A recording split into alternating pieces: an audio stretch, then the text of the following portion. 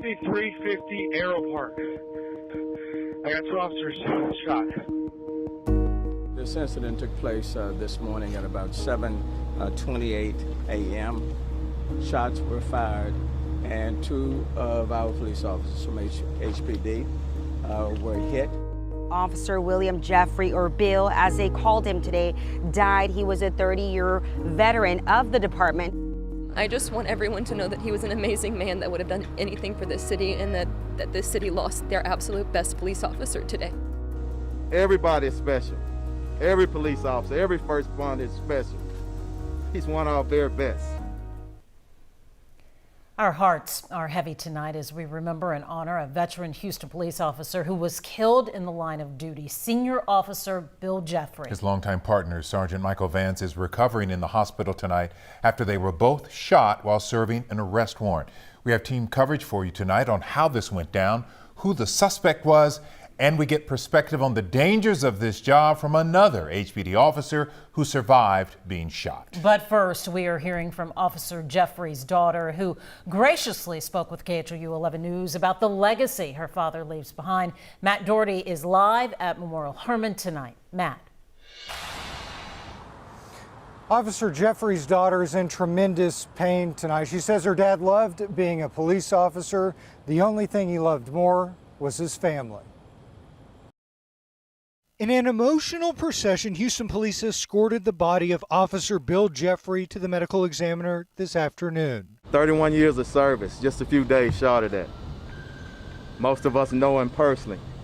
I've known him my entire career. Senior Officer Jeffrey was shot multiple times while serving the warrant alongside his longtime partner, Sergeant Michael Vance. For Officer Jeffrey, the Houston Police Department was a family affair. His wife retired from HPD in December. The pair had been planning their retirement. This city lost their absolute best police officer today. The couple's only child, Lacey, is distraught. He was supposed to be here this week. The last thing he told me is, "I'll see you sometime this week. I love you." And now I don't ever get to see them again. Although the policeman took his job very seriously, the guy, he lives, sleep, eat. He was a police officer through and through. His daughter says he was much more than a cop. He was a brother, he was a husband, he was a dad, and he was a grandpa. And my daughter will not get to remember her grandfather the way that she deserves, because a judge let this criminal back out, and here we are today. Tonight, Lacey Jeffrey is angry at the judge who released the man who would kill her father. Tonight, her heart is broken. I'm going to miss him every single day for the rest of my life. Back here at the hospital, Sergeant Vance is expected to survive. We've been asked not to show any of his photographs because of the nature of his undercover work. Lynn and Mia, back to you.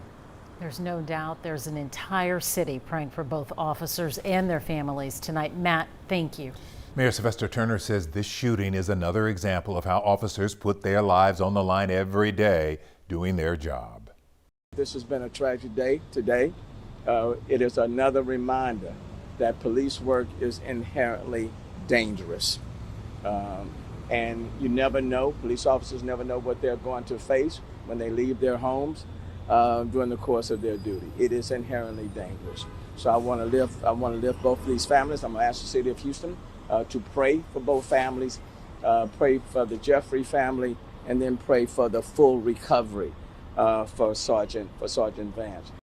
HPD Chief Troy Finner tweeted, "Officer Jeffrey was the best of the best and left a legacy with HPD that will never be forgotten." Officer Jeffrey and Officer Vance had about 50 years of experience on the force between them. It was a chaotic scene at that apartment this morning, and tonight our Marcelino Benito lays out what happened after officers knocked on the door. He joins us at the complex tonight. Marcelino? Well, when investigators left the scene here just about 30 minutes ago, they nearly spent 14 hours total here processing this scene, piecing together the moments that led to this deadly shooting. I got 2 officers shot. Peace area right now. I really need a lifeline out here. Well, yeah, we need an agency out here quick.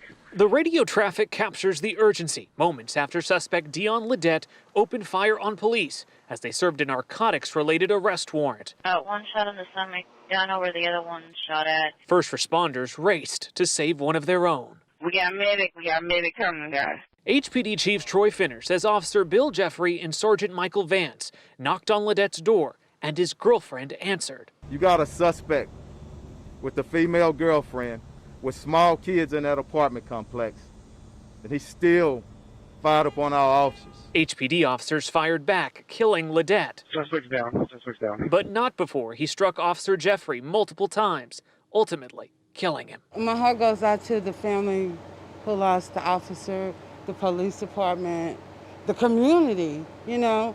These guys is here for us, you know, and for something like this to happen is just very devastating. Neighbors heard the shots, did not know what was happening. And they was in the house and she just told them, hit the floor, hit the floor. The Harris County Sheriff's Office now in charge of the investigation into what went wrong.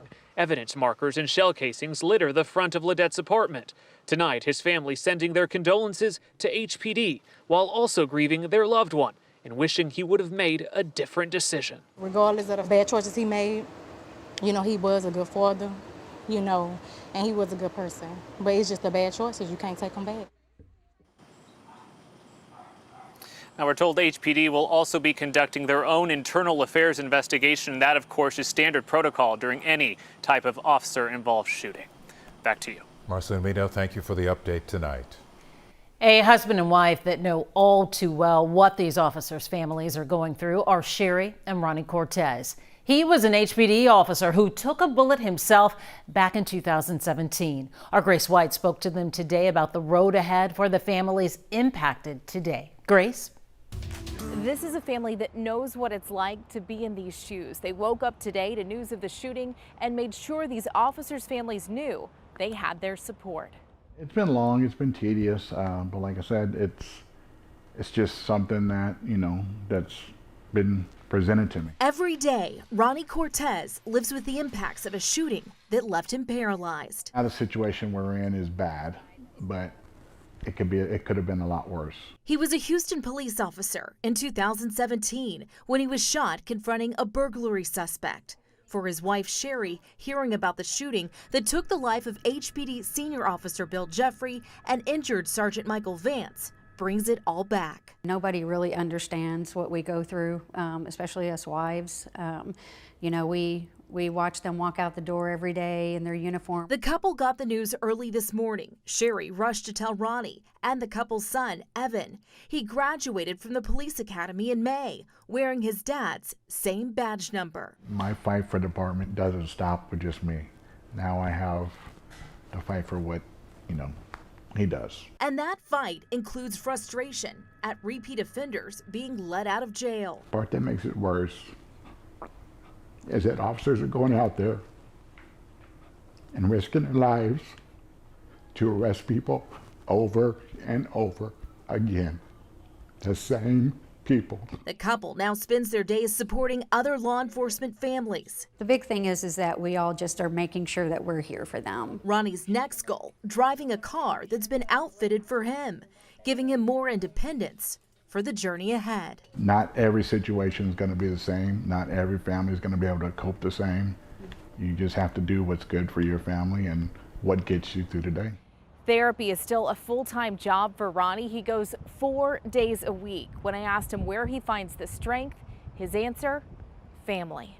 Grace White, KHOU 11 News.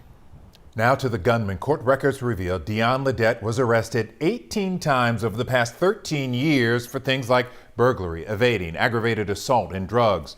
Investigative reporter Jeremy Rogowski explains how prosecutors tried but could not keep this career criminal off the streets.